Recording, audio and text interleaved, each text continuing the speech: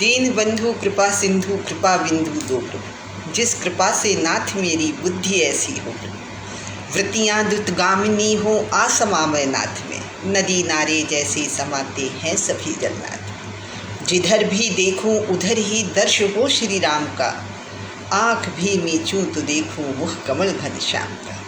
मेरे प्यारे दोस्तों, विजयदशमी की अनेक शुभकामनाएं, बहुत बहुत बधाई। ये हमारा हिंदुओं का पर्व है जिसे हर घर में बड़े हर्षोल्लास के साथ हर उम्र के लोग मना रहे हैं। मन बड़ा प्रफुल्लित है अपने भारतवर्ष का, अपनी संस्कृति पर और अपने सनातन धर्म पर हमें गर्व है। दोस्तों, दरअसल मैं यहाँ इस बात को कहने आई हूँ कि महिला कितनी शक्तिशाली होती है, आप इससे अनुमान लगा सकते हैं। महिषासुर नाम का एक राक्षस बहुत पावरफुल था। दरअसल भैंस और मनुष्य के संयोग से उसका जन्म हुआ था, इसलिए उसका नाम महिषासुर था। उन्होंने ब्रह्मा की बहुत तपस्या की, बहुत पूजा की। ब्रह्मा को दर्शन देना पड़ी प्रसन्न, क्योंकि वो तो भक्त के गुलाम होते हैं भगवान। और दर्शन दिए तो उन्होंने अमर होने का वरदान मांगा। ब्रह्मा ने कहा कि जो जन्म लेता है वो मरता है, ये असंभव है। तो उन्होंने कहा ठीक है, मुझे ना जानवर मार पाए और ना मनुष्य मार पाए। ऐसी बात रख कर के ब्रह्मा जी के सामने उन्होंने कह दिया तथास्तु। और अब तो पावर बढ़ता ही चला गया। उसने निशाचरों की एक संगठन बनाया और धीरे से पूरे नीचे पाताल लोक में अपना कब्जा कर लिया। उसके बाद फिर इंद्रलोक पर धावा बोला। बहुत से देवताओं ने सपोर्ट किया, लेकिन वो परास्त होते चले गए। अब नंबर था आपका देवताओं के ऊपर। दरअसल देवताओं ने मिलकर के ये संकल्प किया कि क्यों ना हम एक ऐसी शक्ति को जन्म दें, उसके द्वारा ही, एक महिला के द्वारा ही इसका पतन होगा। क्योंकि पशु और मनुष्य के बारे में इसने अपना संकल्प ले लिया है, ईश्वर को बता दिए, ईश्वर से ब्रह्मा से आशीर्वाद ले लिया है। तो महिला की शक्ति का अनुमान यहाँ पे हमें लगाना है। सभी देवताओं ने मिलकर एक ऐसी आदि शक्ति को आवाहन किया और उसके बाद उन्हें इस बात के लिए निवेदन किया कि इनसे हमें मुक्ति दिलाई जाए। दोस्तों, 9 दिन के संघर्ष के बाद महिषासुर मारा गया और ऐसी परिस्थिति में हम नवदुर्गा मनाते हैं।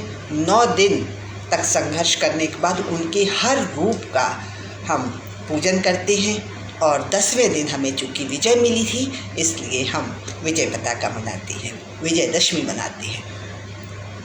दरअसल यहाँ बुराई से अच्छाई पर विजय, बुराई पर विजय पाना तो हर क्षेत्र के अंतर्गत आता है। भगवान राम ने दक्षिण जो रावण का वध किया वो भी इसी समय किया, तो हम उस तरह से भी देख सकते हैं। और हमारे आपस में भी हम देखें कि इन बुराइयों का हमें अंत करना है, उनका ख़त्म करना है। एक संकल्प लेना है अपनी गलत आदत का और उसे ख़त्म करना है। हर बुराई को ख़त्म करने का एक संकल्प है दशहरा, विजयदशमी।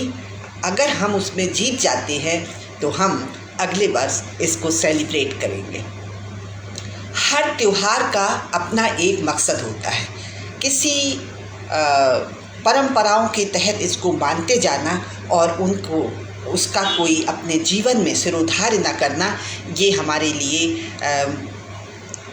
व्यर्थ का कार्यक्रम होगा।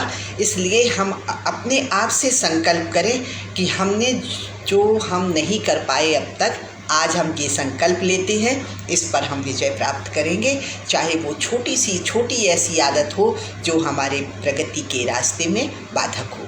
तो आज ये संकल्प हमें लेना है। हमारे बच्चे जो हमें देख रहे हैं, उन बच्चों को भी एक तरह का एक उदाहरण मिलेगा कि हमारे पेरेंट्स हमें ये ऐसा सिखाते थे, तो वो भी गलत आदतों से दूर रहें गलत आदतें होना ये बड़ी बात नहीं है, लेकिन उसे ख़त्म ना करना ये हमारी संकल्प शक्ति, कमज़ोर संकल्प शक्ति का नतीजा है। तो क्यों ना आज हम इस बात को संकल्पबद्ध रहें कि हम बुराइयों पर विजय प्राप्त करेंगे और अच्छाइयों को अपनाएंगे।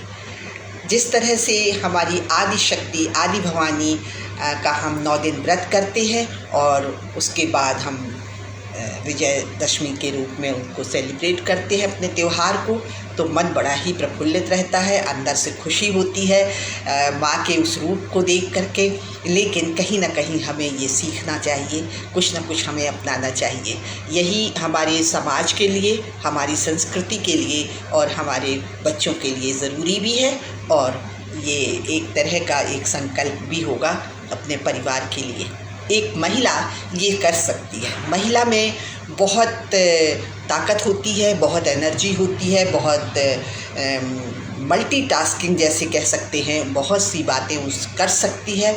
और अगर वो संकल्प ले ले तो अपने घर के हर मेंबर के साथ उनकी कमियों को दूर कर अच्छाइयों में परिवर्तित कर सकती है। अपनी शक्ति को पहचाने और निरीह ज़िंदगी से दूर रहें।